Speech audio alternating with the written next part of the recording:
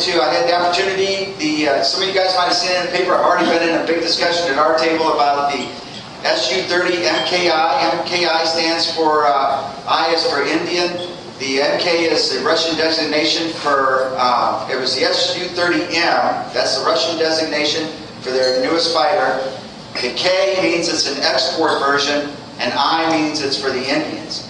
These were version 5 airplanes. They had vector thrust, canards, they had all the advanced weapons that the Russians build, to include the Amramsky, if you will, their active radar missile, and then their 10 Delta, which is a IR missile that has a 30-mile range on it. That's out of Jane's magazine. Trust me, I won't say anything classified. Everything I tell you, you can read in Jane's about these airplanes.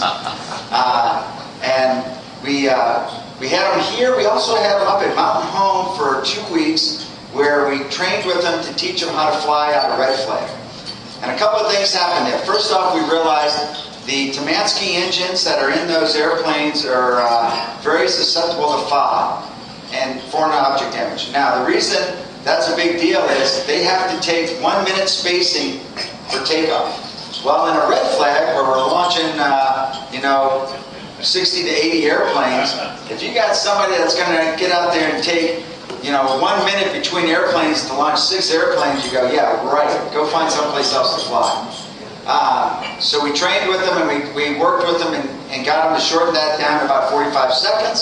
Still not acceptable, but what we did is we said, okay, you're going to launch the first guys out, and we're going to send you out to the airspace, and you can hold and wait for everybody else, because they did carry a lot of gas, and they could do that. And that's what they did. They were very concerned about FOD and the fact that the Russian engines are not nearly as reliable as Americans. One of the things the Indians were very disappointed in is when they fought an engine out, the Russians make them send the engine back to Russia, and then they'll send them a new one. And they do all the work themselves back in Russia on the engine. So, not the perfect situation for them being here in the United States with no spare engines. How did they fly? Well, I think the best way to describe it is give you some stuff, because I know there was something in the newspaper, I guess today, and I didn't see it, but there was a lot of stuff in a lot of the aviation journals. There's going to be a whole lot more about this airplane, about how good it is. If you like to go on the computer and look at YouTube, there's a great demo that somebody's put together where they take the F-22 Raptor and they show it flying its demonstration, and then they have the demo pilot for the SU30-MKI do its demonstration, and he does the same exact demonstration as the F-22. And in an air show, they can do the same demonstration. The reality is that's about as close as the airplanes ever get.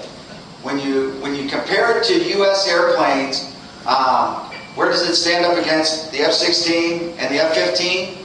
It's a tad bit better than we are. And that's pretty impressive. It has a better radar, it has more thrust, and it's got vector thrust, it's got longer range weapons, so it's pretty impressive. Now, the one thing you have to add into that is training. Well, let me throw in the F-22. It's up here. Okay, next.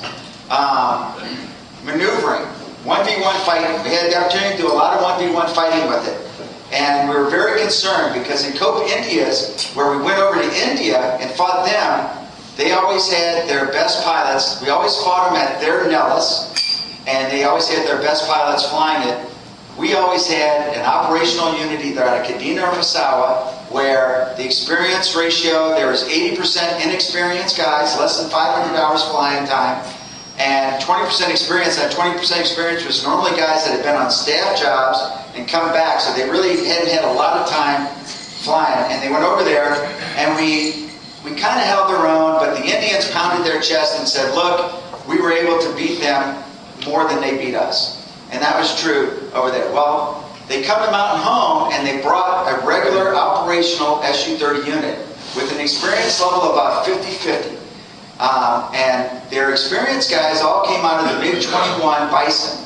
The MiG-21 Bison is a pretty neat airplane. It's a MiG-21 that a lot of you guys remember from the Vietnam era, except for that they put F-16 radar built by the Israelis in the nose, and they carry the active radar missile, and then they carry an Israeli jammer on it that makes them practically invisible to our legacy And when I say legacy, I'm talking fondly about the F-15 and F-16 radar. And if you remember the days of the 4477th, and we had Gale Peck and those guys talk to us about the 4477th, the MiG-21 had the capability to get in the scissors with you and at 110 knots at 60 degrees nose high, go from 10,000 to 20,000 feet. Very maneuverable airplane, but it did have a lot of good weapons. Well, now it has a helmet with the high foresight Archer, it has an active radar missile, and it has a jammer which gets it to the merge. So that's where their experienced pilots came out of to the Su-30, and they felt that they were pretty good in the engaged fight. Well, they get up to Mountain Home, and we show up there, and we didn't really weigh it too much. We let the operational guys fight, but then a couple of the patchware and IPs went out and played some too with it. And amazingly, we dominated. And we dominated not with a clean F-15, i.e. no wing tanks or any of that. We dominated with an F-15 and wartime configuration, i.e. 4 missiles on board, wing tanks on board. Now the gas was out of the wing tanks, and they're sitting there in their Su-30s that are clean except for the pylon that didn't have anything on it to carry an ACMI pod. They were amazed. Matter of fact, they were floored to the point after the first 3 days they said, you know what, we don't need to do any more of this 1v1 stuff. Let's move on to something else. And we were amazed because in India, they wanted to do nothing but 1v1 because they were winning in that.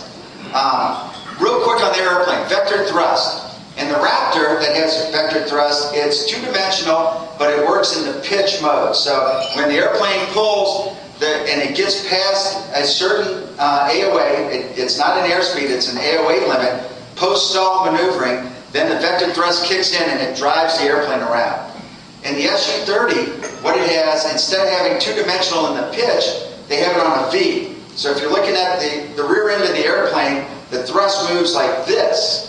And what that does is when they get, and they don't necessarily have to be post-stall maneuvering, they hit a switch on the stick and it kicks in vector thrust. So if the airplane's in a scissors and he wants to go right, instead of kicking rudder, he kicks in the vector thrust and he puts the stick right, and it takes the nozzle, since they're on a V, and it puts it over here and it pushes the airplane around.